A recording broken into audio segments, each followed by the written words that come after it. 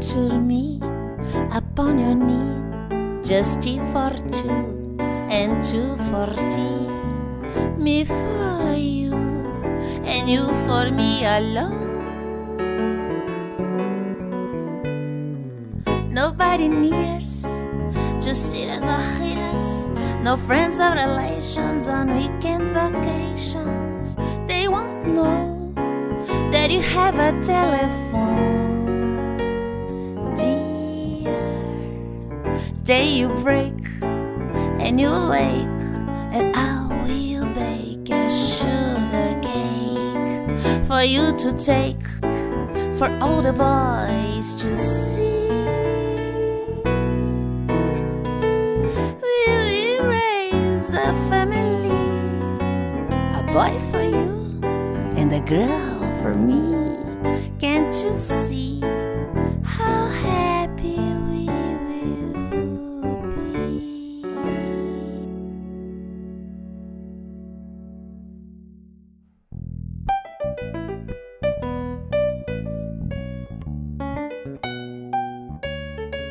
Vamos ter o prazer agora de descobrir segredos da Toca da Girafa, que a gente vai chegar aqui na casa do Beto Pandiani.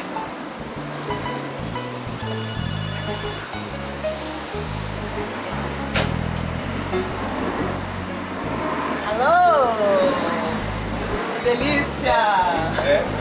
Obrigada. Aqui que é o seu esconderijo. Eu diria que aqui é uma mistura de Toca da Girafa com Harry Potter, a casa do Harry Potter, porque é escondida. Se você passar muito rápido, você não percebe a entrada. É um clube aqui? Então, vou fazer carteirinha aqui, que a Toca da Girafa tem a versão gourmet, que são os jantares ou almoços, tem a versão club, que são as festinhas para os amigos.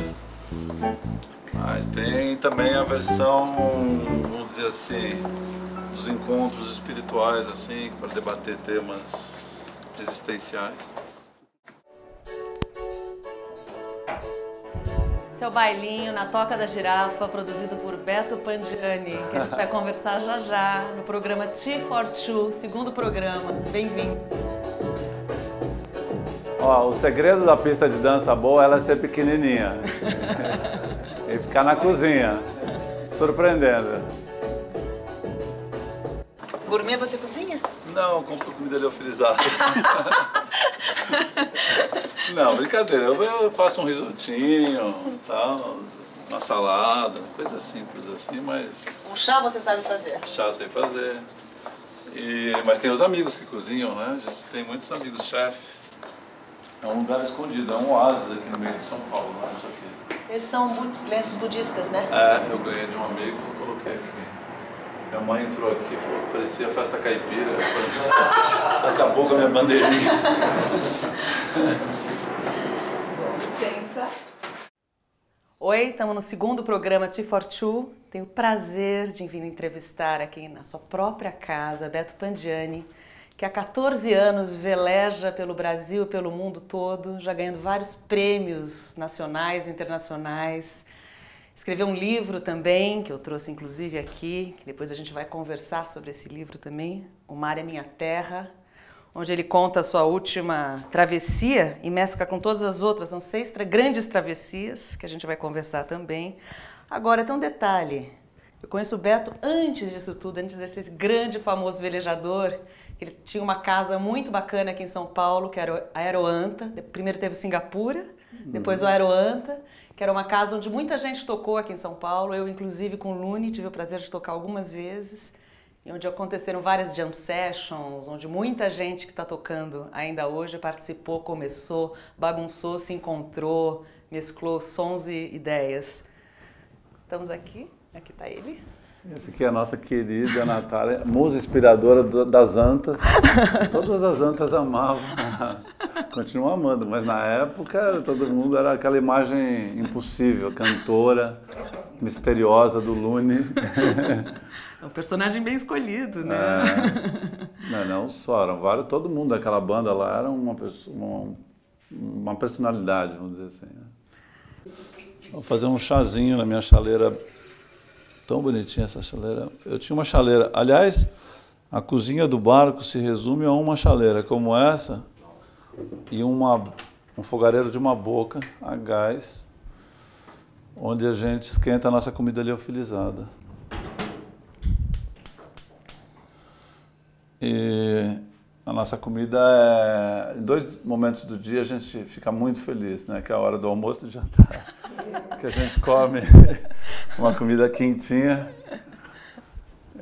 o que é um luxo, né? Num barco como o nosso, comer uma comida quente. No Pacífico era maravilhoso, agora no frio é muito maravilhoso. E já sai tudo pré-produzido? Como que é a comida? A comida, eu vou mostrar, eu tenho aqui em casa, acho que eu tenho aqui embaixo, inclusive. Ah, tenho aqui, ó. Porque aqui, isso aqui é um barco, né? Essa casa não pode ter uma emergência.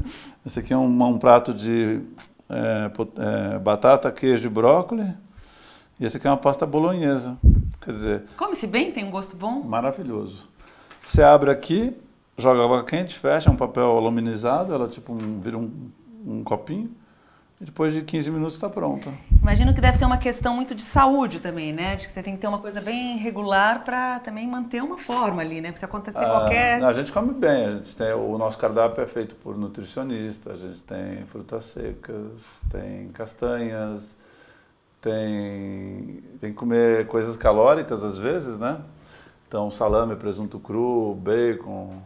Aqui no primeiro momento você está velejando, você está um pouco... Você está se adaptando, você está tentando teu corpo se adaptar ao balanço, à alimentação, o sono cortado. Aí uma certa hora você começa, depois de uns 5, 6 dias... Entrar no ritmo. No ritmo. E aí, o que para você antes era uma paisagem monótona, de você olhar o horizonte para todos os lados e ver a água, você vai treinando a tua sensibilidade para ver as nuances do dia. A luz muda a direção da onda, às vezes um pouquinho, muda o vento, tem um pouco mais de nuvem, está encoberto. Então a luz muda, aparece um peixe, aparece um pássaro. E aí você começa a ficar mais... Você começa a perceber que você consegue enxergar mais quando você tem mais atenção. Porque estava tudo lá e você não via. Você estava preocupado com o barco, não sei o quê. Quando você relaxa, você vai treinando a vista a perceber as minúcias. E depois você vai percebendo as suas minúcias. Esse é o caminho. Depois você vai se percebendo. Sempre a navegação para você é um caminho interno, né? Uhum. É interessante imaginar que a gente, quando está, vamos dizer, no meio de um Pacífico ou de um Atlântico, a gente está mais longe de outro ser humano do que de um satélite, né, que está passando por cima da gente. No diário eu falo que o Pacífico de dentro é mais vasto que o Pacífico de fora. Mais desconhecido, mais difícil de conhecer e, às vezes, de alguma certa forma, um pouco assustador e surpreendente, né? Porque... Eu comecei a ler o livro, eu vi que é surpreendente em muitos momentos, né? Eu tô bem no começo, mas em nenhum momento você sente que tem aquela coisa de não estou navegando, vou tomar um sol na beira do... Não, o meu barco... Tudo é uma aventura, tendo que ser preciso, a cada momento ser corrigido, né? Pela questão do tempo, do que está acontecendo, né? Não dá para esquecer a chaleira, né? Essa é a vantagem, a gente nunca esquece no barco a chaleira ligada. Até porque o gás que a gente leva também é limitado, né? Tudo é limitado no barco, né? Então, o conceito dessas viagens é o seguinte: fazer muito com o mínimo.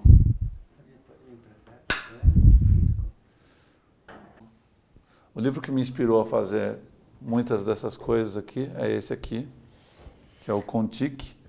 É o único que eu tenho de viagem na minha casa. Que bom que é esse. Você deve ter o original, o que é feito aqui no Brasil. O que é feito no Brasil. Esse aqui é uma edição, quase a primeira edição que eu ganhei de presente. Que lindo.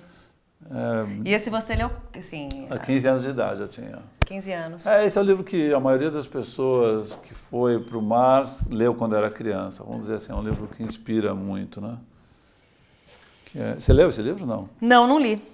Então você vai ter uma surpresa com esse livro, porque é um livro o autor, o Thor Heyerdahl, morreu há pouco tempo, inclusive, um antropólogo que foi de atravessar o Pacífico numa jangada que eles construíram, mais ou menos imaginando como os polinésios teriam feito há, sei lá, 1500 anos atrás. Seu pai foi Meu velejador? pai foi velejador. Profissionalmente? Não, mas competiu, fez provas importantes na Itália na época, né, em 1930, alguma coisa. E acho que ficou um registro para mim, assim, no passado, porque ele mesmo não me ensinou a velejar.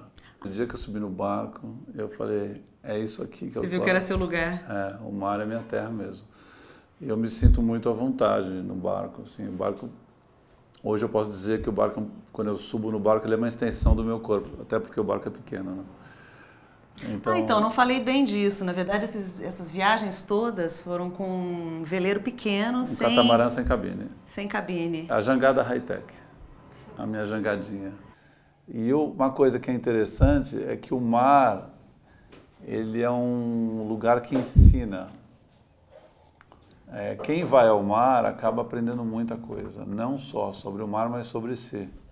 Então, as crianças que aprendem a velejar desde pequenas são pessoas diferenciadas, porque elas aprendem a ter autoconfiança, a tomar decisões sozinhas, a saber lidar com o imponderável, com a dificuldade, ter imaginação e criatividade para encontrar solução, porque o barco requer isso. Você nasceu em São Paulo? Santos. Ah, conterrâneo. Sempre tem um santista, né? Sempre tem. O Santista é a maior cidade do mundo, né? Não tem ninguém lá, mas você só encontra um Santista. E é um lugar onde o mar é muito presente, né? Eu vivia na praia. Sou bem Santista. A próxima viagem acho que vai ser Cape Town, Santos, né? Eu quero chegar em Santos pela primeira vez, chegar na minha cidade, né? Como destino final. O que é mais difícil em alto mar, Beto? O que é o mais difícil das emoções, assim, de ter que lidar? Medo, insegurança? A incerteza de você terminar a viagem. Eu não tenho medo de morrer, porque eu nunca passei por uma situação desse extremo. Extrema. Eu não tenho medo de ficar comigo, nem as pessoas falam em solidão, o que não... Solidão não é ficar com você, não é ficar sozinho, solidão para mim é outra coisa. Eu até escrevi outro dia um texto da solidão, lembra? Eu falo, solidão é morar longe de você mesmo, né?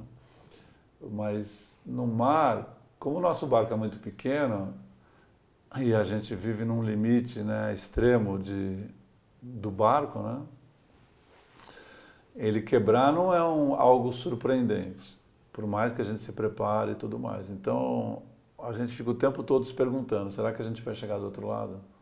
Quer dizer, se quebrar vai ter que pedir um resgate e tal, mas é o fracasso. No sentido de terminar o que se pensou. Fracassar. Né? Fracassar. Então, o meu medo é de fracassar. As pessoas falam que vocês param à noite para dormir, para onde, gente? 3 mil metros para baixo, não dá nem para jogar âncora. Qual é o seu horário preferido? Tem um horário preferido do dia? Fim de tarde. A luz começa a baixar, porque, bom, na viagem do Pacífico o calor era infernal. Então, na hora que ela começa a baixar, a luz fica linda. Sabe, tudo, a transição. Fica muito gostoso, agradável, a temperatura fica perfeita, dá vontade de ficar 24 horas naquele estado, assim. E, bom, aí começa a vir a noite, também é o horário que a gente vai jantar, que a gente fica feliz de poder comer, os momentos de comida sempre são felizes. E aí você coloca um piloto automático, o barco anda sozinho à noite e você só tem que cuidar dele, vigiar. Aí começa um longo caminho, porque a noite é longa, ela não passa, a demora, porque a gente não consegue dormir mais do que 30 minutos seguidos, assim, 20. Então você fica... É mais difícil que o dia, com certeza. Aí você fica pensando na morte do bezerro mesmo, aquele termo, a morte do bezerro. Como você faz depois para lembrar? Você anota muito durante? Tem que anotar. Eu tenho um caderninho no meu... Anota escrevendo manualmente? Manualmente, lápis e papel. Ou bic, uma esferográfica, e eu escrevo frases, assim. E no primeiro momento que eu tenho, eu vou lá e escrevo alguma coisa, para registrar, para não perder a emoção. Quando eu volto de viagem, esses textos... Você desenvolve depois? Eu não posso perder a conexão da emoção, porque depois eu lembro, eu leio aquilo, eu já volto para o lugar e lembro, aí eu consigo contar detalhes de outras coisas, mas A emoção tem que ser na hora. Este aqui é o escritório. Afirma. Afirma. Eu tenho uma... Não é uma mandinga. Eu também não sou um velejador, como se diz assim, que tem manias ou que tem superstição, porque é bastante comum, né, a gente do mar ter superstição. Franceses, por exemplo, você não pode chegar num barco francês e falar a palavra coelho. O cara te joga no mar. É a coisa que dá... Prestem atenção. Sem falar isso, o cara joga no mar. Porque dá azar. Falar coelho, o cara vai ter que, sei lá, ele vai ter que exorcizar o barco dele, porque alguém entrou e falou coelho. E tem várias histórias. O Torben, por exemplo, o Torben Grael, eu sei de uma história que ele não põe nada no barco que tem amarelo. Sei. Ninguém sobe no barco com uma mala amarela de amarelo. Não tem jeito. Tem gente que não começa a viagem sexta-feira nunca, e coisas assim. De dias deve ter muitas superstições de... Nossa, o mar tem milhões de superstições, assim, as pessoas. Eu não tenho nenhuma. Mas eu tenho, com um mapa, um ritual. Eu vou chamar um ritual, não vou falar que é um... É o seguinte, o Atlas fica aberto na página da próxima viagem 1 ano e meio antes. Ou seja, eu vou fazer uma viagem daqui a 1 ano e meio, não, quer dizer, agora vai ser em novembro, mas esse mapa está aberto. Já está? Essa aqui, Cape Town, desculpa, Santos, aqui. Repete de onde você vai sair. Cape Town, vamos fazer assim, subir a costa da África, fazer um arco e depois vir para cá. Então, por que eu deixo um barco aberto? Porque todos os momentos que eu entro e saio aqui, eu olho o mapa e lembro que eu vou fazer isso. É um jeito de eu interiorizar. As viagens foram sucedendo, até que um dia eu fiz as Américas, né?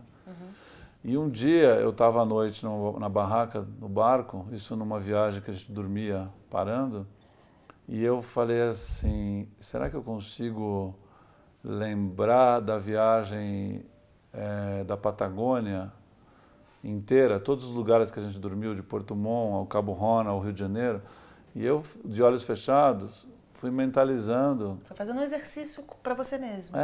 De lembrar, olha, depois que a gente pegou aquela saída, a gente passou por aquele lugar, aí tinha uma longa península, depois a gente tinha um cabo, e fui fazendo, até chegar. Eu fiz a América do Sul inteira. Aí quando acabou, eu fiquei um tempão pensando isso, né? Eu falei, gente, eu sei o tamanho da América do Sul. Porque eu vivenciei esse caminho. Não é que eu passei de avião, eu fiz. Então eu falei, gente, ela é muito grande, ela tem muito lugar, mas eu podia imaginar o tamanho dela verdadeiro. Porque a gente vem de uma geração de mapa, Google Earth, a gente perde a noção do tamanho das coisas. E você sempre quis voltar para São Paulo? Não teve um lugar que desses todos falou, poxa, vou para aí, vou mudar para aí? Não. Não, porque eu sei que eu preciso voltar. Eu sei que o mergulho só tem valor se estiver junto à imersão. Eu não estou mergulhando para não emergir. Eu estou mergulhando para voltar com alguma coisa. Aliás, perderia totalmente o sentido eu ir embora e não voltar mais. Aqui tem quase todas as viagens que eu fiz, né? Então, Miami, Caribe, por aqui, Orinoco, Cassiquiare, Rio Negro, Amazonas, Belém, Natal e a costa brasileira toda. Depois a Rota Austral, que saiu do Chile, desceu os canais chilenos por todas essas ilhas, passou no Cabo Horn, dobrou Patagônia, Argentina, Uruguai, Brasil, Rio de Janeiro. Depois o Ushuaia, atravessamos o Drake, né, o pior mar do mundo, para a Península Antártica, chegando na Antártica. Depois, no outro ano, sul da Flórida, Miami, até Nova York. No ano seguinte, Nova York, Canadá, Península do Labrador, Groenlândia. Depois, Chile, Austrália, né? Bom, aí vai ter que dar a volta, vai chegar aqui na Austrália. Aqui, a Austrália é mais ou menos aqui. Betão, você trabalhou muito tempo na noite também, né? O que é o Singapura, o Aeroanta, Olivia, Mr. Fish, Clube Base e o Lounge. E muita noitada mesmo, né? Boate. Na época, a gente fala balada, não era boate, né? Clube, boate, balada. Que época que é isso? Foi de 79 a 99. Então teve um momento que você fazia as duas coisas, você já velejava e trabalhava na noite também, Todo o né? tempo da noite eu velejei. Discretamente, né? A gente não conhecia esse lado muito na época, né? Escapava de tarde, eu ia treinar e fim de semana, de dia eu velejava. Sábado à tarde, domingo à tarde, competindo, né? Diferente, só velejava, só competia. E eu comecei bem nas regatas, isso me animou muito. Então foi daí que eu comecei a perceber que eu podia ser um profissional. Mas eu não imaginava que eu fosse fazer as viagens. Quando começaram? Qual foi a primeira viagem? 94, Miami-Ilhabela. E aí, quando eu vi que a viagem, ela tinha mais... Eu tinha mais facilidade de vender uma viagem do que uma campanha olímpica. Porque dá muito mais mídia uma viagem do que um treinamento olímpico. E é diferente, pessoalmente, também uma coisa ou outra, né? É. Assim, o que se conquista em cada uma dessas duas Sim, coisas, a né? competição vamos dizer, você vai para o teu aperfeiçoamento máximo, mas não tem tanta curtição. E você gosta de escrever, Beto? Você mesmo conta as suas histórias? Eu descobri que eu gosto. Agora é uma outra atividade. Eu nem me intitulo escritor, porque não sei se isso é ser escritor, mas nunca mais vou delegar os textos a freelas para poder escrever alguma coisa. Eu quero eu mesmo fazer. Quando eu entreguei o material para a minha editora, ela falou, você tem certeza que você vai publicar isso, né? Por quê? Falei, por quê, né? Não, porque você está se expondo muito. Eu falei, mas é o que eu quero mesmo, né? Eu quero me expor mesmo. Mas ela achava que você estava expondo a fragilidade muito? Não, muita intimidade minha.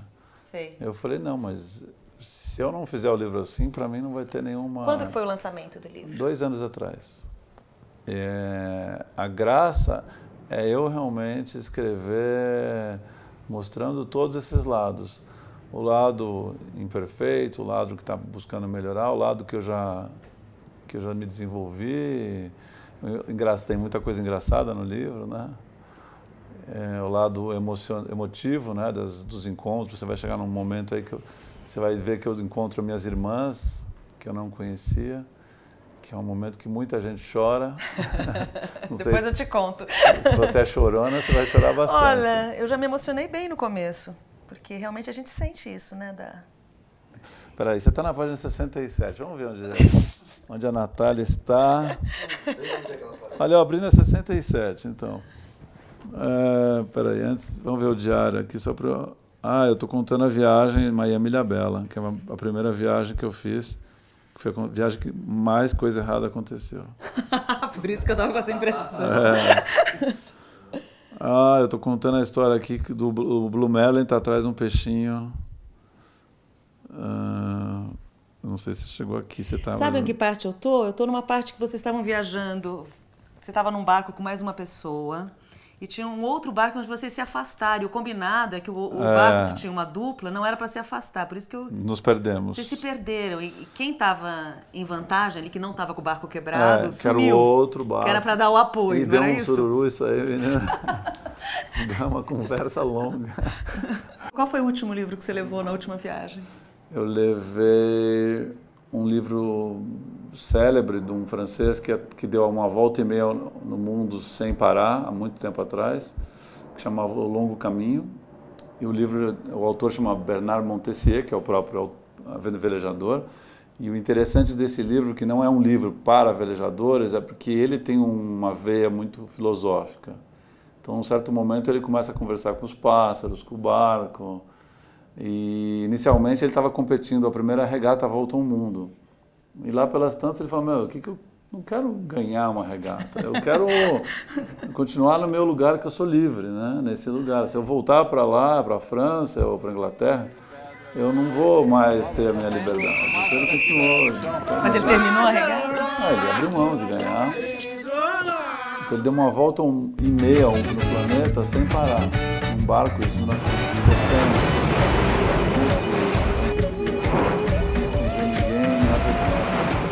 A jogar xadrez com o vento. Nessa estratégia, temos que dosar a audácia com a cautela, a ânsia de partir com a sabedoria de esperar. Eu me lembro bem quando eu escrevi isso, foi um momento que a gente estava esperando um aviso meteorológico da França antes de cruzar do Labrador, que é o norte do Canadá, para a Groenlândia.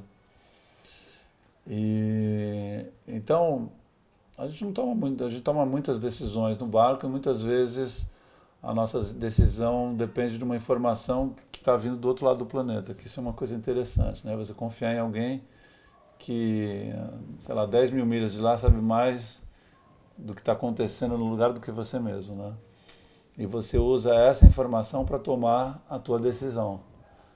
Porém, a tua decisão de partir ou não seria a mesma coisa que eu dizer para você o que você faz com aquela informação. Porque ele não está falando para você vai. Ele vai falar, eu vou te dar uma informação e você vai interpretar se você consegue velejar com essa condição. Ele te expõe o jogo, o que ele está vendo no tabuleiro. Sim, mas ele não tem noção do nosso barco, como anda, a gente que sabe. Então é por isso que eu falo que a gente tem que dosar a audácia com a cautela e a ânsia de partir com a sabedoria de esperar. Porque é uma decisão só que você vai tomar. Não tem como errar ou acertar. Não dá para falar assim, se não deu certo a gente faz de novo. Não vai ter outro jeito. Então é aquela coisa do Guilherme Tell, né? Que acerta a maçã na cabeça da pessoa. Não dá para errar. Tarde deliciosa com Beto Pandiani, que além de tudo é DJ também. Picture me upon your knee, just tea for two and two for tea. Me for you and you for me alone. Nobody nears, just sitters or haters. No friends or relations on weekend vacations. They won't know that you have a telephone. Dear, day you break and you awake, and I will bake a sugar cake for you to take, for all the boys to see. We will raise a family, a boy for you and a girl for me. Can't you see?